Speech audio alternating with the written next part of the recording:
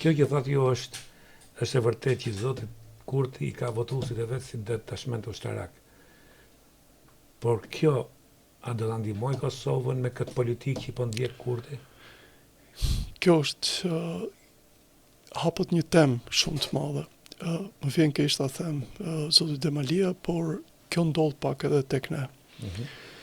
Sado që sistemi është jashtëzakonisht modern dhe demokratik, po të shkosh thellë në rajonet e Kosovës janë të ndarë me zona influence.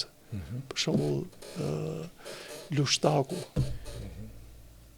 është një fitues i cili fiton për shkak të klaneve, për shkak të forcës. E kemi edhe ne. Por ai është një personazh shumë i njohur, shumë problematik me ligjin, me të gjitha, dhe i ka fituar thjesht për kësaj. Zoti Lladrovci, që ka punuar mirë dhe që u shkëput nga LDK-ja, fitoi thjesht fal mbështetësve të vet. Në vende të tjera janë, nuk po them në Prishtinë dhe në Mitrovic, po në zona të tjera janë dukshëm individ të cilët janë pjesë e klaneve, familjeve dhe grupeve të interesit. Dhe për shembull një njeri i cili, nëse do kishim një koleg nga Kosova, do i shpjegonte gati me detaje këto grupe interesi, nëse do donte të ishte i hapur. Ndërkohë që të kthehemi tek pyetja juaj me të drejtë, LDK-ja është rritur për sa i përket numrave të pjesës këshillave komunal. PDK-ja ka rënje. PDK-ja ka rënje e para për shkak të politikave disi të paqarta, po edhe për shkak të qëndrimeve që ata kanë të dyzuar ndaj luftës, një pjesë të individëve të tyre, por edhe të kohës së gjatë që ata nuk janë në pushtet. Tashmë ju e dini që ata kanë fituar 2 komuna në pa balotazh dhe synojnë, në mos gaboj, disa të tjera, 4 të tjera. Kanë një sfidë shumë të madhe, sidomos në Mitrovicën e Jugut, me përfaqësuesin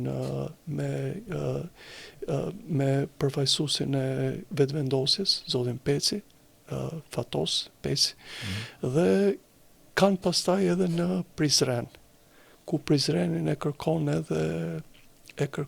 edhe vetëvendosja, që është sfidante e dytë.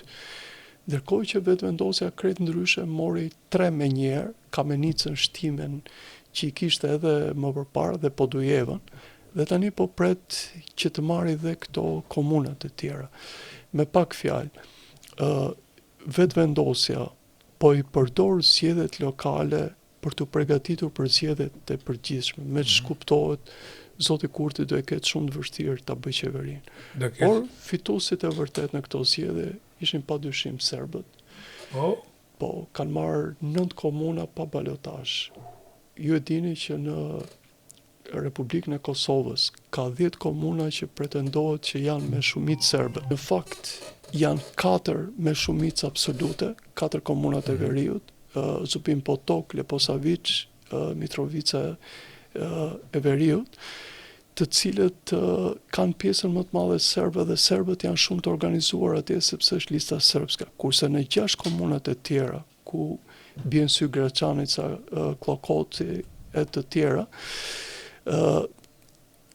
ka filluar të ketë një përpjekje të partive të vogla shqiptare që të bashkohen, dhe sfida ishte tani në Graçanic, ku një përfaqësues shqiptar i bashkoi gjithë shqiptarët për t'u përballur. Ju e dini, Graçanica është shumë afër me Prishtinën, është prapë një bastion i serbë, dhe nuk arriti, për shkak sepse mobilizimi i serbëve i zotit Vučić ka qenë skajor.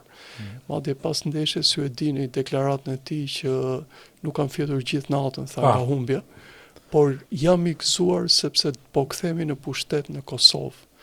Dhe kjo do të thotë që strukturat paralele në Kosovë të marrin sërish oksigjen, sepse Zoti Kurti për hir të vërtetës, pa çka problematikave të mëdha, u mundua t'i luftonte shumë këto strukturat paralele të tyre.